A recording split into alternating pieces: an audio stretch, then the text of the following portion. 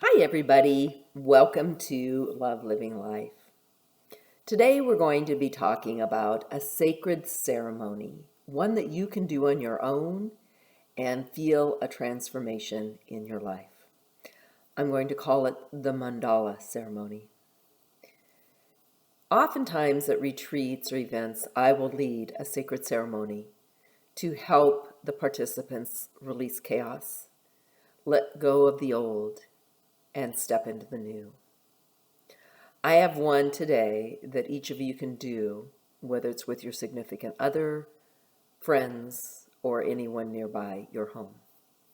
It is called a mandala ceremony, which is also known as sand painting. Sand mandalas are an ancient sacred form of the Tibetan Buddhist art. And the word mandala itself is a Sanskrit word meaning circle. And a circle represents infinity, wholeness, and harmony. You can build a mandala anywhere, a patch of dirt, the grass in your yard, on the beach. It's best to do it outdoors and in the natural world. You can do it on a trail in the woods. All you need is yourself and what you can find in nature. Then the first thing you want to do is get into your being zone. And you do this, of course, by breathing and grounding, which all of you know quite well from working with me so long. The next step is you're going to gather. It's a hunting and gathering, and maybe you've brought a basket or a sack along where you can go and gather rocks and stones and sticks and leaves, grass, flowers, seaweeds, shells, beach glass, anything and everything. Birds' feathers, anything and everything you can find in nature that speaks to you. It might be kelp, it might be seaweed, it might be, who knows what it is. Anything you find that speaks to you. And if it's something that's just there on the ground like a stone, they're actually little stone people. So you want to respect everything that you pick up and bless it as you pick it up. But if you actually take a live plant and take a flower off a plant or a leaf or a branch or anything actually off of something that's living, I want you to ask permission and indicate your gratefulness for sharing their bounty. Gather your whole collection and then go to the space where you're going to build your mandala. And you're going to first create a circle, that infinity place, that wholeness, that harmony. It can be a small circle, maybe 5-10 inches across. It can be a monster circle, feet across. It's up to you. You can make it as big or small as you want. You just need to be able to fit all the items you gathered into the mandala that you built and not feel like it's so expansive that you get lost in it.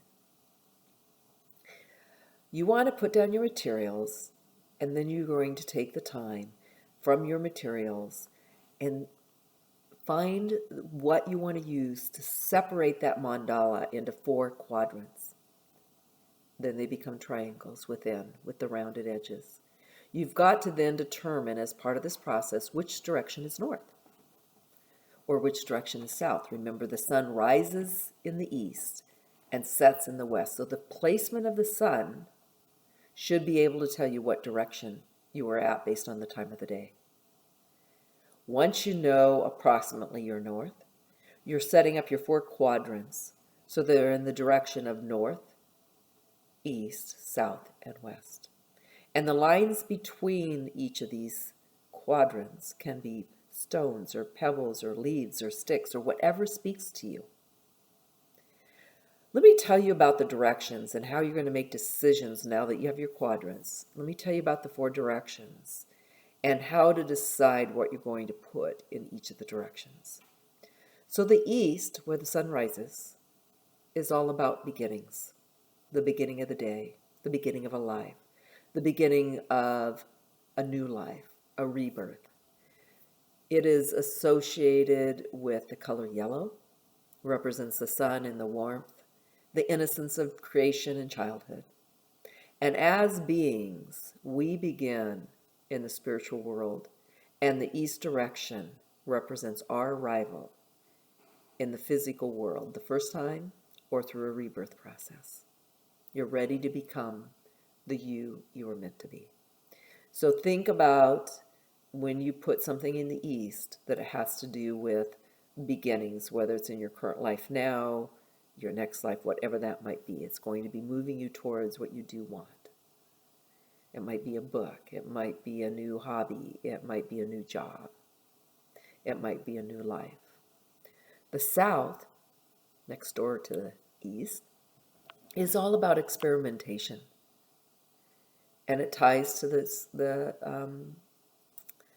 summer, and it's associated with growth, experimentation and growth on our planet Earth. The color is red.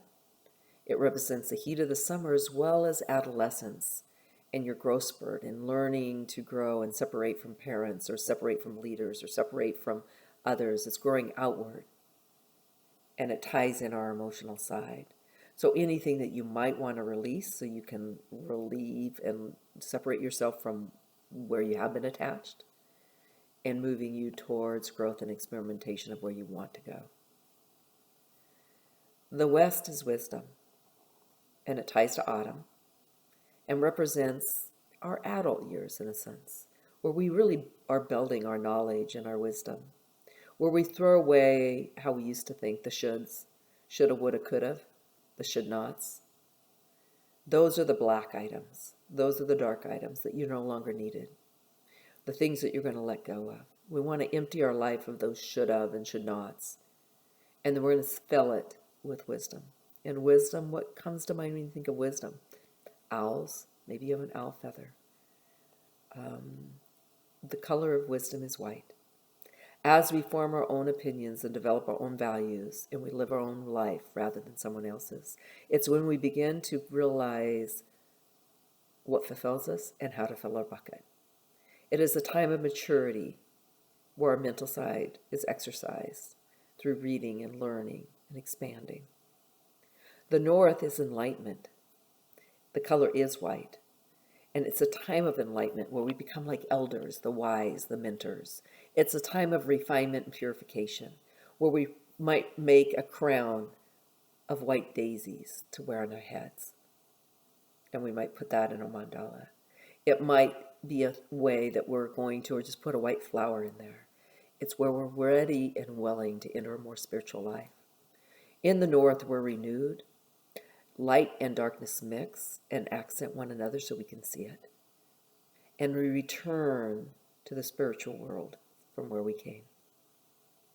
So now that you know the four directions from beginnings, right, to growth and experimentation, to wisdom, to enlightenment.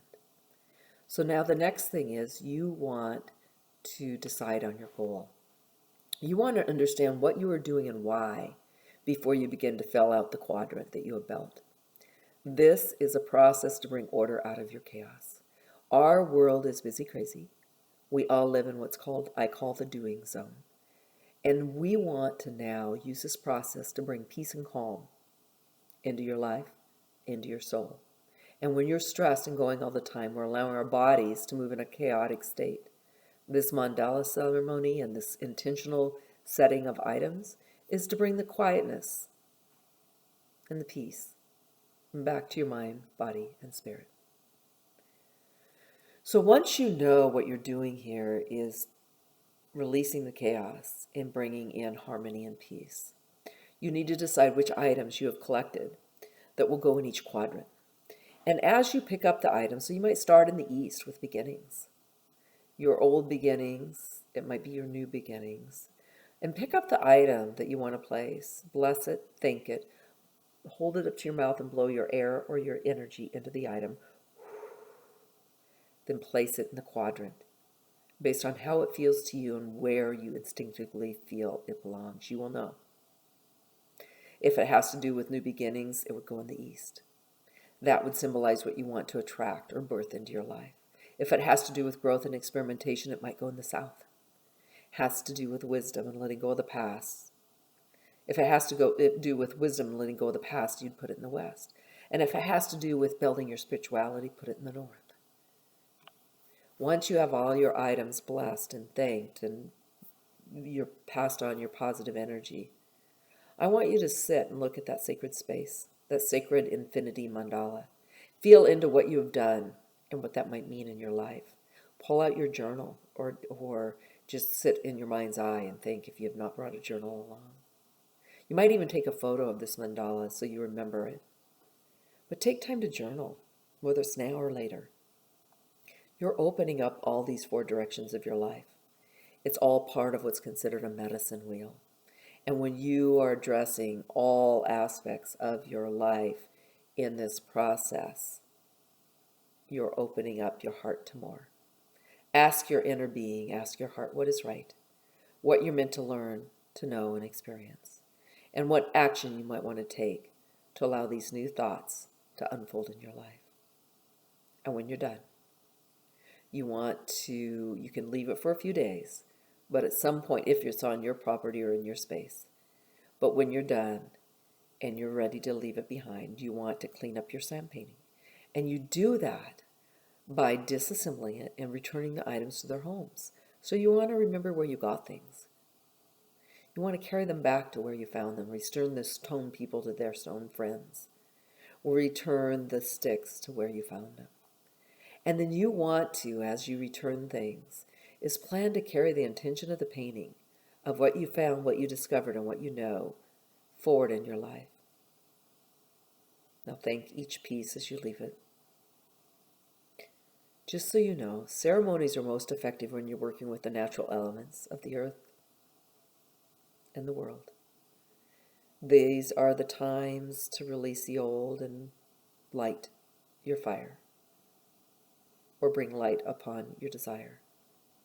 Beyond the physical things you find that are natural in the world, you can add other things, like for instance, fire is an accelerator for transformation.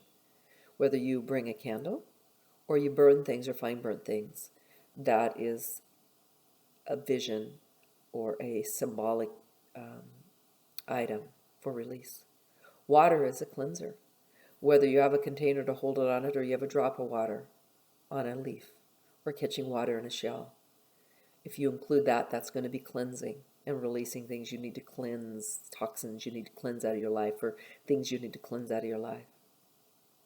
And just know anything that you find from the earth, whether it's growing or not, is abundance. And the more that you have in abundance, the happier you will be. So have fun, everyone, whether it's with friends, family, or yourself. Make this a meaningful sacred ceremony to transform your life towards one that you love.